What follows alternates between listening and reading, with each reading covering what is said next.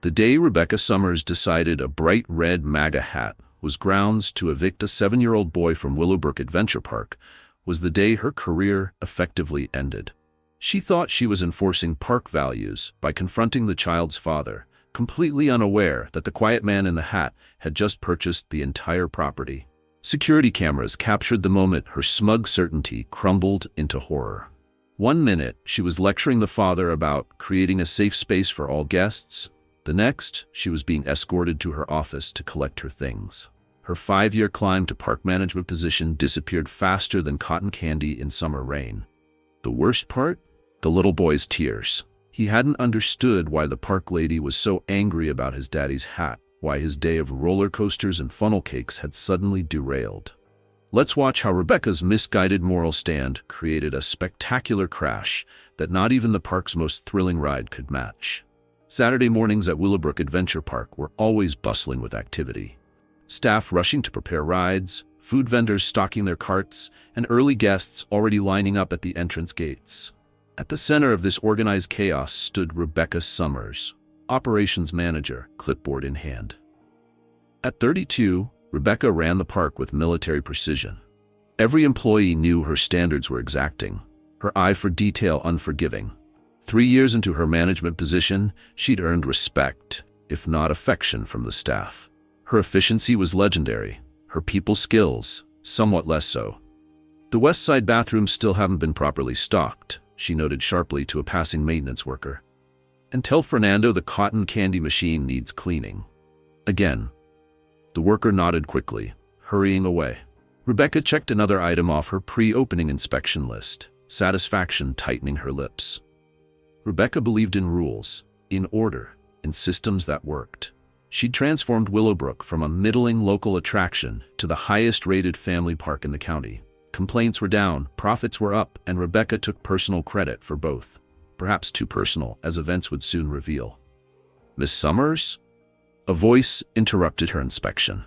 It was Kayla from Guest Relations, looking slightly nervous. "Mr. Patterson said to tell you there's been a change of plans. The new ownership team is visiting today instead of next week. They're already at the main office." Rebecca's rhythm faltered momentarily. "Today? Why wasn't I informed earlier?" Her tone made it clear someone had failed and there would be consequences. Kayla shifted uncomfortably. It was last minute, apparently. "Mr. Patterson only found out himself an hour ago." He said to continue as normal. Normal for Rebecca meant perfect, and today would be perfect, surprise inspection or not. She straightened her park-branded polo shirt, smoothed her ponytail, and continued her rounds with renewed determination. New owners meant new people to impress, and Rebecca Summers never missed an opportunity to shine. By opening time at 10 a.m., Willowbrook was immaculate. Rebecca stood near the entrance, watching guests stream in with a proprietary air. She knew every inch of this park, had memorized every policy, prided herself on handling any situation that arose. Nothing could catch her off guard today. The first few hours passed without incident. Rebecca moved efficiently throughout the park, radio clipped to her belt, addressing minor issues before they became problems. A spilled drink here, a crying child there. All handled with brisk competence, if not particular warmth. The machine was running smoothly. It was approaching noon when Rebecca spotted them, a man and a young boy near the tilt-a-whirl. The child was ordinary enough, perhaps 7 or 8, clutching a stuffed prize and looking delighted with life. It was the father who caught Rebecca's attention, or more specifically, what was on his head. A bright red MAGA hat, bold and unmissable against the colorful backdrop of the park. Rebecca felt something twist inside her, a visceral reaction that surprised her with its intensity. In her mind, that hat represented division, hatred, everything contrary to the family-friendly environment she worked so hard to maintain. Under normal circumstances, Rebecca might have simply avoided them. But as the man and boy settled at a nearby picnic table with their lunch, she noticed other guests glancing their way. Or at least, she thought she did. Were people uncomfortable? Was the hat creating a hostile environment? Rebecca decided it was. She approached their table with the confident stride that had carried her through countless confrontations with unruly teenagers and rule-breaking guests. "Excuse me, sir," she said crisply, professional smile firmly in place. "May I speak with you for a moment?" The man looked up, puzzled but polite. "Of course," he replied, wiping his hands on a napkin. The boy continued eating his corn dog, ketchup smeared adorably around his mouth. Rebecca gestured slightly away from the table. "Privately, if you don't mind." The father hesitated, glancing at his son. "Tommy, stay right here and finish your lunch, okay? Daddy will be right back." The boy nodded happily, too engrossed in his food to be concerned. The man stood and followed Rebecca a few steps away, his expression curious rather than defensive. "Is there a problem?" he asked, once they were out of the boy's earshot. Rebecca folded her arms, her posture shifting into what her staff secretly called her policy stance. Her smile remained, but it had cooled considerably. "Sir, I need to address your hat," she said, nodding toward the red cap. The man's eyebrows rose slightly. "My hat?" He reached up as if to verify it was still there. "What about it?" His tone remained pleasant, genuinely confused. This reaction wasn't what Rebecca had expected, which only strengthened her resolve. People playing innocent was a tactic she'd seen before. Willowbrook Adventure Park strives to create an inclusive, non-political environment for all our guests, Rebecca explained, her voice taking on the rehearsed quality of someone reciting policy. "Your hat represents political views that could make other patrons uncomfortable. I'm going to have to ask you to remove it." The man blinked, his confusion shifting to disbelief. "You're asking me to take off my hat because you think it might offend someone?" He glanced around the busy park. "Has anyone actually complained?" The reasonable question only irritated Rebecca further. She was the one who determined what was appropriate here. "That's not the point," she replied, her voice firming. "We have a responsibility to maintain a family-friendly atmosphere. Political statements of any kind aren't conducive to that goal." She gestured vaguely at the families around them. "We want everyone to feel welcome." "Except me, apparently," the man said quietly, a hint of sadness rather than anger coloring his tone. "Look, my son and I are just having lunch. We're not bothering anyone. It's just a hat." He touched the brim almost unconsciously, a gesture that seemed more habitual than defiant. Rebecca's patience was wearing thin. She'd expected capitulation, not conversation. "Sir, I'm not here to debate park policy with you. You have 3 options. Remove the hat, purchase alternative headwear from our gift shop, or leave the park. Those are your choices." The man studied her face for a long moment, as if trying to understand something beyond her words. "May I see this policy? Is it written down somewhere?" His tone remained conversational, which somehow made Rebecca even more determined to assert her authority. "I am the operations manager of this park," she said, pulling herself up to her full height, which was still several inches shorter than the man before her. "I am responsible for ensuring all guests have a positive experience. Trust me when I say your hat is creating a negative atmosphere." A small voice interrupted them. "Dad, is everything okay?" Tommy had wandered over, corndog still in hand, concern creasing his young forehead. The father turned, his expression immediately softening. "Everything's fine, buddy. This lady and I are just talking about my hat." The boy looked puzzled. "Your lucky hat? The one Grandpa gave you before he died?" Rebecca felt something cold drop into her stomach. Lucky hat? A gift from a dead grandfather? This wasn't part of the narrative she'd constructed about this man and his offensive headwear. "That's right," the father confirmed, ruffling his son's hair with obvious affection. "Apparently, some people might not like it." Tommy frowned, looking up at Rebecca with innocent confusion. "But it's just Daddy's hat. Grandpa liked the red color? He said it was for the Cardinals." Rebecca faltered momentarily, the child's perspective introducing an unwelcome complication to her moral certainty. But she'd gone too far to back down now. "Be that as it may," she said, addressing the father again, "my request stands. Remove the hat or leave the park. I'm sorry." The father's face registered disappointment rather than anger. "I see," he said quietly. Then he knelt down to his son's level. "Tommy, it looks like we're going to have to leave early today." The boy's face crumpled instantly, his corn dog forgotten in his hand. "But why? We haven't even gone on the big roller coaster yet." Tommy's voice trembled, tears already welling in his eyes. "You promised we could ride it 5 times. You promised." The naked heartbreak in the child's voice made several nearby guests turn to look, their expressions curious and concerned. "I know, buddy. I know." the father soothed, his hand gentle on his son's shoulder. Sometimes plans change. We'll come back another day, okay? But Tommy was 7, and 7-year-olds aren't easily consoled when their world collapses. His tears spilled over, accompanied by a wail that cut through the park's ambient noise. Rebecca shifted uncomfortably, acutely aware of the attention they were attracting. This wasn't the clean, quiet enforcement she'd envisioned. A crying child was bad optics, even if she was in the right. "Sir, perhaps you could explain to your son that rules are important," she suggested, her voice strained. The look the father gave her was quietly devastating.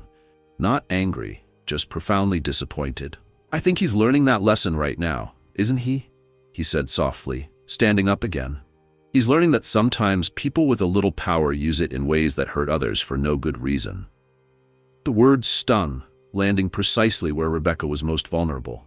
She wasn't a cruel person, at least not in her own estimation. She was a professional maintaining standards. This wasn't personal, it was policy. Or at least that's what she told herself as Tommy continued to cry. "Daddy, please, can't we stay?" Tommy begged, clutching his father's hand. "I'll be really good, I promise." The father knelt again, wiping his son's tears gently with his thumb. "You're always good, Tommy. This isn't about you being good or bad. It's about—" He hesitated, choosing his words carefully. "It's about respect," he finally said. "Sometimes people disagree about things. Today, we're choosing to be respectful of the park's wishes, even if we don't understand them." He glanced up at Rebecca, his expression unreadable. "That's an important lesson, too."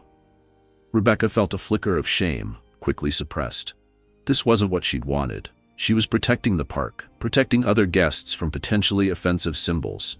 She was doing her job. So why did it suddenly feel like she was the villain in this scene? Tommy was still protesting, his excitement for the day thoroughly shattered. The father sighed and picked up their belongings, his movements deliberate and resigned. "I'd like to speak with your manager," he said quietly to Rebecca. "Not to complain, but to understand if this is truly park policy." Rebecca straightened, professional mask firmly back in place. "I am the operations manager. Mr. Patterson is the general manager, but I assure you he'll support my decision." Her confidence wasn't entirely feigned. Brian Patterson had always backed her judgment in the past, appreciating her attention to detail and rule adherence. "I see," the father said again, that same simple phrase that somehow carried volumes of unspoken assessment. "Then we'll be leaving. Come on, Tommy." He held out his hand, which his son took reluctantly, tears still streaming down his freckled cheeks. The sight was undeniably painful, even to Rebecca's policy-oriented heart. As they turned to go, Rebecca felt compelled to offer some small consolation. "There's a complimentary cotton candy stand near the exit," she said, the words feeling inadequate even as she spoke them. "Your son is welcome to have one on the house." The father paused, looking back at her with an expression of bemused disbelief. "Cotton candy," he repeated flatly, to make up for ruining his day over a hat. He shook his head slightly. "No thank you, Miss Summers. I think we've had enough of Willowbrook's hospitality for today." Rebecca watched them walk away, the father's red hat still defiantly in place, the boy's shoulders slumped in childhood disappointment. Something felt wrong, off balance, but she pushed the feeling aside. She had a park to run, other guests to consider. One unhappy family was sometimes the price of maintaining standards. She was turning back to her rounds when her radio crackled. "Rebecca?" It was Brian Patterson's voice, unusually tense. "Can you come to the main office immediately?" And I do mean immediately. The urgency in his tone was unusual enough to send a small ripple of concern through her professional composure. "On my way," she responded, already moving toward the administration building at the front of the park. Had there been a complaint already? Surely not. The father had seemed too resigned for that, more sad than angry. Perhaps it was unrelated, a coincidence of timing. When Rebecca entered the main office, she knew immediately that it wasn't a coincidence. Brian Patterson stood near his desk, his normally ruddy face pale and drawn. Beside him was Andrea from Human Resources, her expression professionally blank in the way that always signaled trouble. "Rebecca," Brian said tightly, "would you like to explain why you just ejected James Willoughby and his son from the park?" The name meant nothing to Rebecca, and her confusion must have shown on her face. Brian's expression tightened further. "The man in the red hat, Rebecca. The one you just kicked out. I asked him to remove political messaging or leave the park." Rebecca clarified, already sensing she'd made a miscalculation of some kind. It was creating an uncomfortable atmosphere for other guests. Even as she said it, she realized she hadn't actually seen anyone react negatively. She'd just assumed. Brian closed his eyes briefly, as if gathering patience. "And did any guests actually complain about this hat? Did anyone express discomfort?" His questions mirrored the father's earlier ones, poking holes in Rebecca's certainty. She shifted her weight slightly, professional poise slipping. "Well, no, but it was preemptive. We've had complaints about political clothing in the past." This was technically true, though those complaints had been about explicit messaging, not simply colored hats. "I was maintaining our family-friendly environment," she added, her voice sounding defensive even to her own ears. "Rebecca," Brian said slowly, as if explaining something to a child, "James Willoughby is the new owner of Willowbrook Adventure Park. The ownership transfer was finalized yesterday. He was here with his son to experience the park as regular guests before meeting with us officially this afternoon." The world seemed to tilt under Rebecca's feet. "The owner?" she repeated numbly. "But I thought Sunrise Entertainment had purchased the park. That's what the announcement said." Her mind was racing, trying to process the implications, to find some way this wasn't as bad as it seemed. "Sunrise Entertainment is Mr. Willoughby's company," Andrea supplied, her HR voice in full effect. "He prefers to experience his properties as a guest first, to get an authentic feel for the customer experience. Today was supposed to be a special outing with his son, followed by introductions to key staff." Rebecca felt sick, the ground shifting beneath her feet like one of the park's motion simulator rides. "I didn't know," she managed, her voice small. "The hat, I thought." She trailed off, realizing how flimsy her justification now sounded. A man had been wearing a hat. She had ruined his day with his child. And he owned the park. "The hat was a gift from his late father, apparently," Brian said, his tone making it clear he already knew this part of the story. "Not that it should matter. We have no written policy against political apparel, Rebecca. You invented that on the spot, based on your personal feelings." "I was trying to create a welcoming environment," Rebecca insisted, clinging to the tattered remains of her justification. "I thought other guests might be uncomfortable." Even as she said it, she knew how hollow it sounded. She hadn't been thinking of other guests, not really. She'd been reacting to her own discomfort. By making a 7-year-old child cry? Brian's question was quiet but devastating. By ejecting a family who had done nothing disruptive? That's not creating a welcoming environment, Rebecca. That's imposing your personal politics on our guests. And in this case, on our new boss. Rebecca had no answer. The weight of her miscalculation was crushing, the professional reputation she'd built over 5 years crumbling around her. "What happens now?" she asked finally, dreading the answer, but needing to hear it. The look Brian and Andrea exchanged told her everything.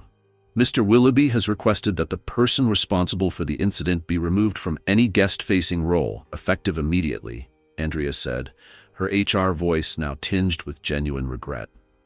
"Given your position, that effectively means termination."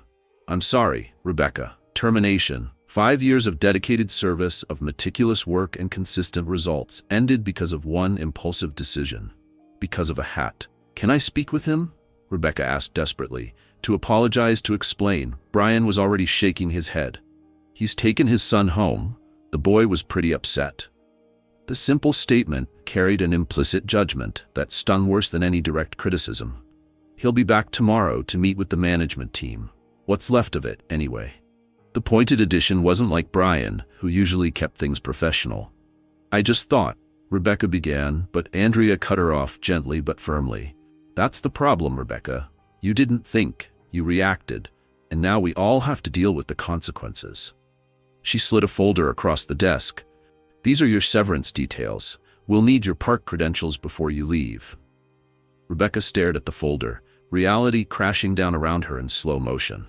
Her keys, her radio, her badge, the symbols of the authority she'd wielded so confidently just an hour ago, now being stripped away because she'd wielded that authority unwisely. Over a hat. a red hat that meant nothing to a 7-year-old boy. "Can I at least collect my things?" she asked, her voice barely above a whisper. Brian nodded, some of his anger softening at the sight of her evident distress. "Of course.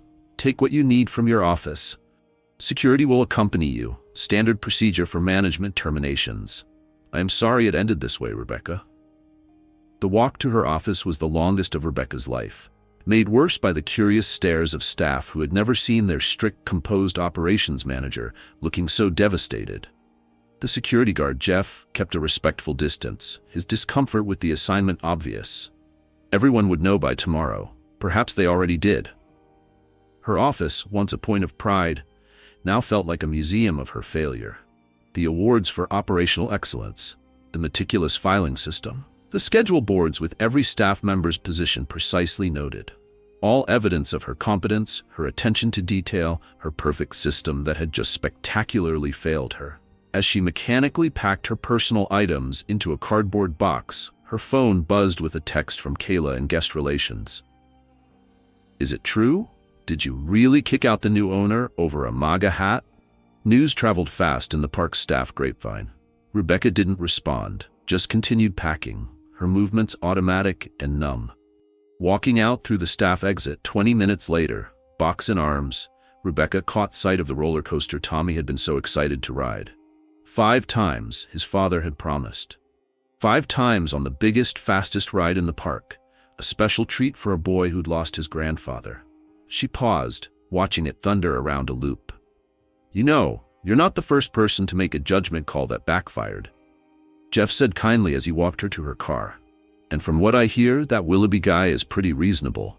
Maybe after things cool down?" He trailed off, optimism fading as he saw Rebecca's expression. They both knew there was no coming back from this. That evening, as she sat in her apartment surrounded by the artifacts of her former career, Rebecca's phone exploded with notifications. Someone, probably a staff member, had leaked the story on social media. "Park manager kicks out owner's kid over MAGA hat" was already trending locally, with all the predictable divisions in the comments. Half the commenters called her a hero for standing up to a MAGA guy, while the other half condemned her for bringing politics into a child's day at an amusement park. Neither side seemed particularly interested in Tommy, the real victim, caught between adult conflicts. Just like Rebecca hadn't really considered him when she'd approached his father. The next morning brought a tentative knock at her door. It was Brian Patterson, looking uncomfortable in casual clothes instead of his usual park uniform. "I thought you might want to know what happened," he said awkwardly when she invited him in. "With Willoughby. After everything." Rebecca wasn't sure she did want to know, but she nodded anyway, gesturing for him to sit. Brian declined, remaining standing in her small living room. "He's not firing anyone else," he said. Even though several staff knew who he was and didn't intervene, he said it was a learning opportunity for everyone. A small, painful relief washed over Rebecca. At least her colleagues wouldn't suffer for her mistake. "That's good," she said quietly. "They didn't deserve to be punished for my error in judgment."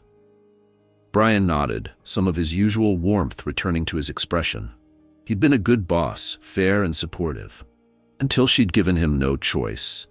"There's something else," Brian continued, shifting his weight slightly. "He's implementing new training for all staff, about distinguishing between genuinely disruptive behavior and personal bias." The message wasn't subtle. Rebecca had failed to make that distinction, and now her mistake would become a teaching moment for others. "He also asked about you," Brian added, surprising her. "Wanted to know if you were a good operations manager otherwise." I told him the truth, that you were excellent at systems, at organization, at making things run smoothly. That this incident was out of character for your professional behavior, if not for your personal values. Rebecca wasn't sure if this made things better or worse. To be remembered as competent but flawed, judged for one catastrophic lapse in professional judgment. "Thank you for telling me," she said, meaning it despite the ache in her chest. "And thank you for coming by. You didn't have to do that." After Brian left, Rebecca sat for a long time with her thoughts. She'd built her career on systems, on rules, on the belief that proper processes led to optimal outcomes. But she'd failed to interrogate her own processes, to question whether her reactions were based on genuine concerns or personal bias. The distinction seems so obvious now, in hindsight. 3 weeks later, Rebecca had a new job at a corporate office park across town. The work was fine, organizing shipping logistics, creating systems, doing what she'd always been good at. But it lacked the vibrancy of Willowbrook, the satisfaction of seeing families enjoying the results of her efforts. The story had mostly faded from local social media, replaced by newer controversies. But Rebecca thought about it often. Not about her lost job or damaged reputation, but about Tommy's face when he realized his day of adventure was ending prematurely. About how adults' conflicts so often spilled over onto children who had no stake in them. It was a Tuesday afternoon when she saw them, Tommy and his father, James Willoughby, at the grocery store near her apartment. They didn't notice her, absorbed in debate about what cereal to buy.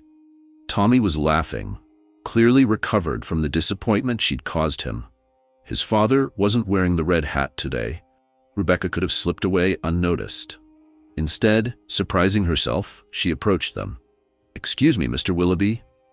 The man turned, confusion crossing his face before recognition dawned. "Miss Summers," he acknowledged, his tone neutral. Tommy looked between them, obviously not remembering her. "I want to apologize," Rebecca said simply, the words she'd rehearsed in her mind for weeks finally finding voice. "What I did was wrong. I made assumptions based on a hat, and I ruined your son's day. There's no excuse for that, and I'm truly sorry." James Willoughby studied her face for a long moment, then nodded slowly. "Thank you for saying that. Apology accepted." He glanced down at Tommy, who was watching with curious confusion. "This is the lady from the park," he explained gently. "The one who had to enforce the rules that day." It was a small kindness, framing her actions as rule enforcement rather than personal bias, that Rebecca knew she didn't deserve. "The rules were wrong," she said, directing her words to Tommy. "Everyone should get to enjoy roller coasters with their dad, no matter what hat he's wearing. I'm very sorry I made you leave." Tommy shrugged with the easy forgiveness of childhood. "It's okay. Dad took me back the next week and I rode the big coaster 6 times. I threw up after, but it was still awesome." His father winced slightly at the memory, but his smile was genuine. Sometimes things work out in unexpected ways. As Rebecca watched them continue their shopping, something tight in her chest eased slightly. She'd made a terrible mistake, one that had cost her a career she valued. But perhaps the real lesson wasn't about hats or politics or even professional judgment. Perhaps it was simpler than that. See the person, not just the symbol. See the child, not just the conflict. And sometimes when you've been wrong, the only way forward is to admit it, to apologize, and to do better next time. What do you think? How would you have handled this situation if it were you? Share your thoughts in the comments below. Have you ever faced anything similar in your own life? Don't forget to like and share if this story resonated with you.